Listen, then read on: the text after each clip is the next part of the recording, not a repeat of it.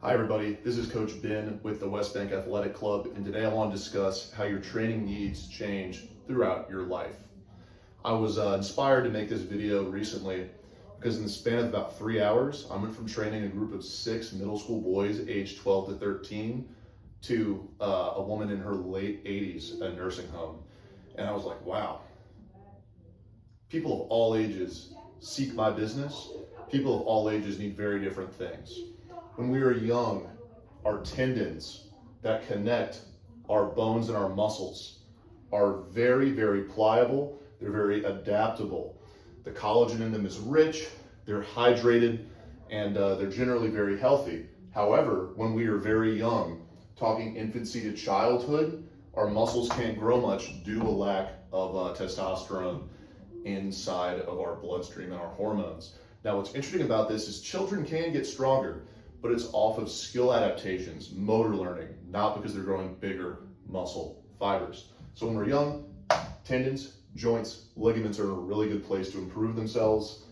These are not. As we go through this journey of life, this trend is going to change. We're going to go from having tendons that are very pliable, ones that respond really, really good to activities like jumping, to ones that are drier and frailer. And unfortunately, there's not much we can do about this, especially if we don't spend a lot of time in our youth running, jumping, etc. It's just not gonna happen. But our muscles, around the time of puberty to adolescence, 12 to 16 years, become such that they can really, really, really improve. And while I had bad news for the tendons of everyone, older you get, the less adaptable they are, the more dangerous things like running, jumping, ballistic sports, think wrestling, basketball, pickleball. I can't tell you how many 40 and 50-year-olds I've trained who've hurt an Achilles playing pickleball of all things, who used to play tennis all the time. I've run through. As much as that window for tendons to adapt closes with age, here's the good news. That can improve well into our old age. There is absolutely no difference in the ability of a 35 to 40-year-old man or woman and the ability of a 20 to 25-year-old man or woman to put on more hard, lean mass. The only difference is the 35 to 40-year-old has more life stress. They got a mortgage, they got a wife, they got a kid, they got a dog, they got a real big boy job. They've fallen off the bandwagon more. They've been hurt a couple more times. They're more scared to start. They're more limited on time. Whereas the young guy got a care in the world. He doesn't even know he can fail. So if you're in your 40s or you're in your 50s and you missed this window to really improve your tendon composition with plyometrics, to learn a lot of different motor skills, to get a variety of exposures to a bunch of types of coordination, know that if you're in here, you're in that 35-ish range, you can still get bigger, stronger muscles.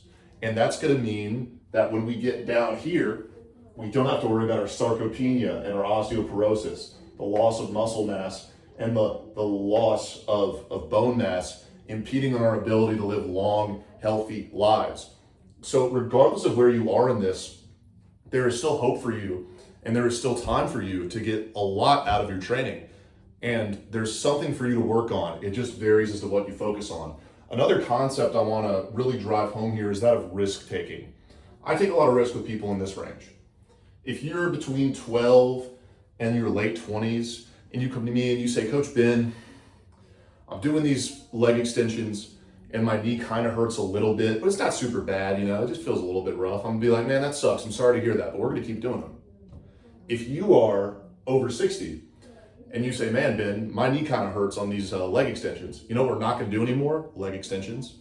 Because your window for adaptation is way smaller than someone who's younger, and your average recovery time due to things like blood flow are just way longer. So why am I gonna take risk over here?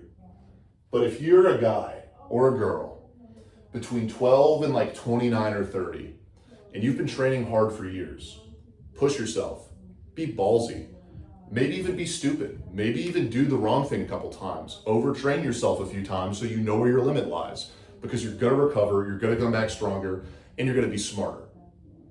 And no matter where you are in this phase of life, think about what you wanna get out of your training. Think about what you need to do with yourself to improve.